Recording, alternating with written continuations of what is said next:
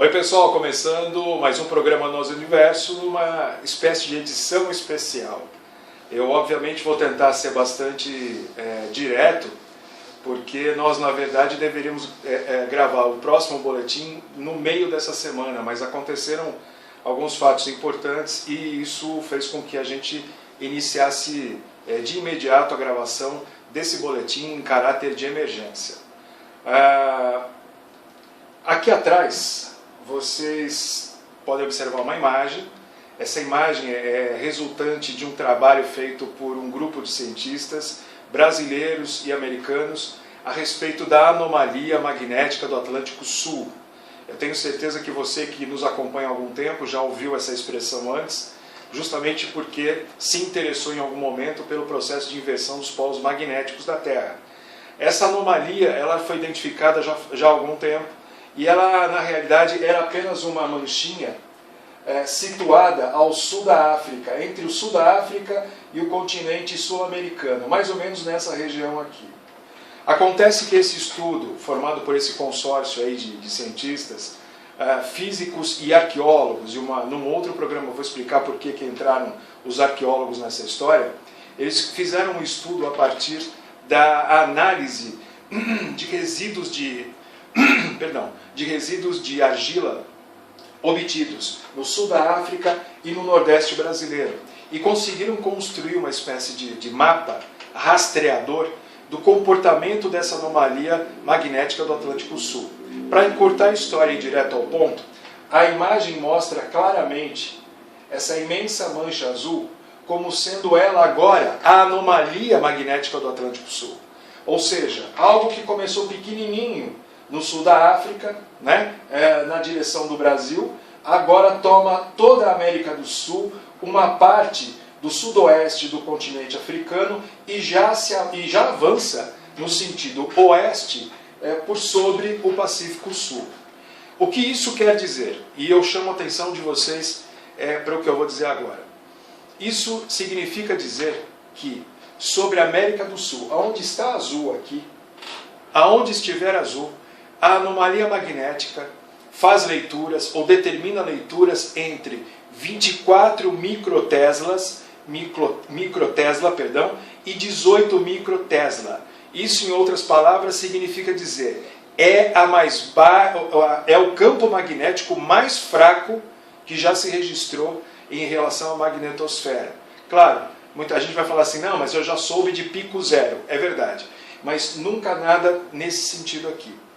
Olha, a despeito disso ter uma forte relação com o processo de inversão dos polos, deixa essa história um pouco de lado, para nós brasileiros, sul-americanos, de um modo geral, o que importa, e sul-africanos também, o que importa é que a deficiência magnética da nossa magnetosfera está exatamente sobre nós.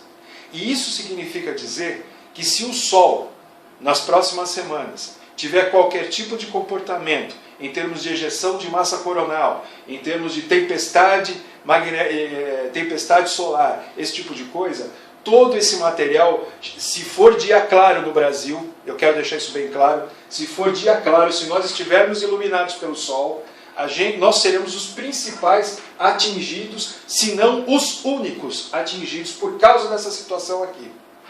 Vocês compreenderam a gravidade? Então veja, já há algum tempo, a nossa ionosfera, a ionosfera sobre nós, vem sendo carregada de eletricidade por causa da chegada de ventos solares, o que é absolutamente normal, tá certo? Ainda que a magnetosfera esteja enfraquecida, ela tem permitido a passagem de uma porção de eletricidade enviada pelo Sol, e essa eletricidade está se acumulando no côncavo entre a parte inferior da ionosfera e a parte superior da superfície terrestre. É por isso que o Brasil tem sido observado por todos os cientistas aí, principalmente o pessoal que trabalha com climatologia, porque aqui nós temos uma incidência de raios muito grande. E a explicação está justamente aí. A nossa ionosfera está sempre carregada de eletricidade. E por quê? Por causa do enfraquecimento aqui da nossa magnetosfera. Então nós temos de cara um problema muito sério. Como eu estava dizendo, se o Sol se manifestar nas próximas semanas, se houver algum tipo de flare, erupção solar mais forte, esse material elétrico ejetado pelo Sol vai chegar aqui na Terra, como sempre chega, mas se nós estivermos em plena luz do dia, esse material vai atravessar e pode atingir o continente sul-americano. E isso representa que tipo de problema para a gente? Representa problemas diretamente ligados à questão tecnológica, problemas de transmissão de satélite, se houver algum satélite transitando, e deve haver algum transitando no momento em que isso eventualmente ocorrer. Nós temos também, em uma escala crescente, problemas com a parte eletrônica de alguns equipamentos, marca-passos e até mesmo distribuição de energia elétrica. Fora isso, eu vou mostrar para vocês agora um outro mapa. Eu sei, muita gente tem procurado a gente, tem usado o WhatsApp, inclusive vou colocar ele aqui novamente para vocês verem e nos contatarem se houver dúvidas, esse tipo de coisa. Porque assim, o pessoal pergunta, mas como é que a gente pode se defender de uma tempestade eletromagnética? Olha, a gente tem falado, mas com algum cuidado, sobre a gaiola de Faraday. É importante vocês pesquisarem sobre o assunto, não é uma coisa muito fácil de implantar, mas vamos dizer que na pior das hipóteses, se você tiver um carro em casa, e se houver um alerta realmente para uma tempestade solar forte, é bom correr para dentro do carro. Se a pessoa tiver algum tipo de marca-passo, se a pessoa não quiser ser atingida ou não quiser experimentar a sensação de sentir a atmosfera carregada de eletricidade, corra para dentro de um carro. O carro, o avião, é uma gaiola de Faraday. Tá? A boa notícia eu acho que é essa. Agora, não, eu quero construir. Manda um WhatsApp para a gente vai dar uma orientada. Na internet existem 1000 projetos, vocês podem escolher à vontade. Mas se quiserem uma orientação dirigida, pode falar com a gente. Mas como eu ia dizendo para vocês, esse não é o único problema que motivou a gravação desse boletim de emergência para vocês. Na realidade, temos mais uma questão muito importante também. Acabou de cair meu papel aqui. Vamos lá. Vocês devem estar conseguindo, obrigado, Bia. Vocês devem estar conseguindo ver um mapa que tem tons vermelhos, alaranjados e até azuis misturados aqui no meio. Gente, esse mapa veio do INPE. Esse mapa representa a distribuição dos raios UV sobre a superfície terrestre, onde, provavelmente nessa distância vocês não vão conseguir ver, mas olha, sigam aqui a setinha, eu estou contornando o nosso território, o território brasileiro, tá? O Brasil está aqui, ó. Opa, aqui, aqui, aqui, aqui. Esse todo aqui é o Brasil. O Brasil está envolvido numa faixa em que os raios ultravioleta, as 3 bandas do raio ultravioleta, sejam eles o VA, o VB, o VC, e mais os raios X e gama, que são provenientes do Sol, estão distribuídos fortemente nessa faixa também. A imagem é pequena, não dá para ver, mas tanto para o lado do Pacífico quanto para o lado do Atlântico, essas manchas vermelhas continuam mostrando a alta incidência dos raios UV sobre essa faixa da superfície terrestre. Vamos lá. Aliás, eu aproveito para mandar um abraço para a Heloísa lá de Barretos, que também fez um destaque nos comentários dela com a gente através do WhatsApp e chamou nossa atenção para esse detalhe. E por conta disso, nós aprofundamos um pouco aí a pesquisa sobre a questão dos raios UV e consultamos o INPE sobre a possibilidade ou sobre a necessidade de advertir a população em relação a isso. E isso foi confirmado. Então, digo para vocês, protetor solar, por favor, vai sair para ir daqui a ali, protetor solar. Por quê? Porque a distribuição de raios UV está todinha concentrada em cima dessa faixa aqui. E por quê? Nós temos aí a camada de ozônio extremamente prejudicada, extremamente furada, e é por esses furos, essas aberturas, que atravessa a capacidade térmica do Sol. O Sol atinge os oceanos e a superfície terrestre fortemente, e nessa época do ano, todo mundo sabe que a gente está saindo do verão, mas ainda é verão, é muito mais forte do que o normal, justamente porque o Sol, em tese, está um pouquinho mais próximo do Sol. Então, a incidência de raios UV é muito maior. Existe um outro mapa, que eu não vou apresentar aqui agora por uma questão de tempo também, que mostra a graduação dos raios sobre a superfície terrestre. Eu posso dizer para vocês, vocês sabem que eu não tenho o costume de exagerar. Hoje nós estamos com o fator máximo, tá? Que é 16. O fator na escala de distribuição de raios UV sobre a América do Sul, sobre a África e sobre o Pacífico Sul também, é fator 16. Então é o máximo, é o grau máximo da escala. Então é bom a gente tomar cuidado. Sol não é brincadeira, o Sol é lindo, maravilhoso, é o astro-rei, é isso e aquilo, mas realmente é problemático nesse momento. Para a América do Sul, como eu mostrei para vocês, a gente pode estar sofrendo aí os primeiros efeitos de uma tempestade solar, sim, sem precedentes na história do mundo, tá? Então a nossa região está extremamente sensível a isso.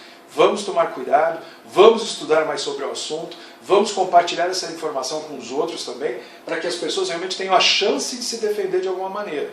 Por exemplo, quer ver um exemplo interessante? Um pronto-socorro. Um pronto-socorro que não estiver preparado para uma tempestade solar, aqui no Brasil, ele pode ter todos os seus equipamentos queimados por um pulso magnético. Não vai ser bom, né? Um dentista, a mesma coisa. Enfim, uma ambulância com equipamentos dentro uma UTI móvel, um helicóptero, tudo pode ser atingido numa tempestade solar, porque nós estamos realmente num estado de vulnerabilidade incrível. Incrível. Essa informação estava sendo retida. Essa informação foi publicada há poucos dias. E eu posso garantir a vocês que a fonte é super fidedigna, não há chance de erro, muito pelo contrário, senão eu não estaria aqui falando com vocês. Há uma outra coisa que a gente separou para comentar nesse programa, nesse boletim de emergência, que é algo que a gente não poderia deixar de fora, principalmente aqui no nosso caso. Na realidade, gente, eu acho que cada vez que a gente liga a televisão, a gente fica embasbacado com as coisas que a gente vê, né? Pais espancando filhos, filhos matando pais, e, nossa, e por aí vai, matança. E muitas vezes as pessoas chegam a perguntar para a gente se há uma relação com os fenômenos que estão acontecendo aqui na Terra. E na condição de psicanalistas, a gente pode dizer para vocês que sim, infelizmente existe uma relação forte com isso. Mas é uma relação interessante, que eu vou tentar explicar em 1 minuto para vocês.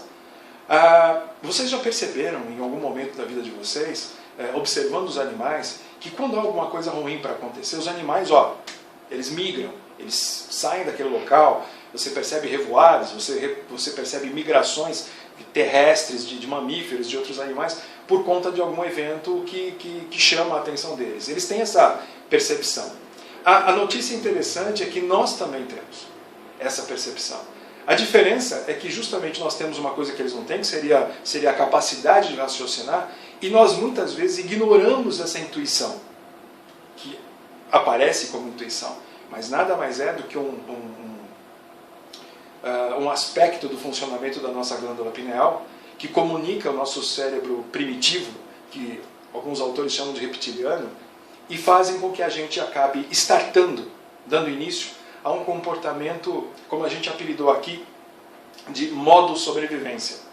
Essa violência gratuita que a gente tem assistido aí em todos os cantos do planeta, e também e principalmente aqui no Brasil, ela pode ser uma representação comportamental dos efeitos desse cérebro primitivo, nos avisando e nos colocando no estado de sobrevivência.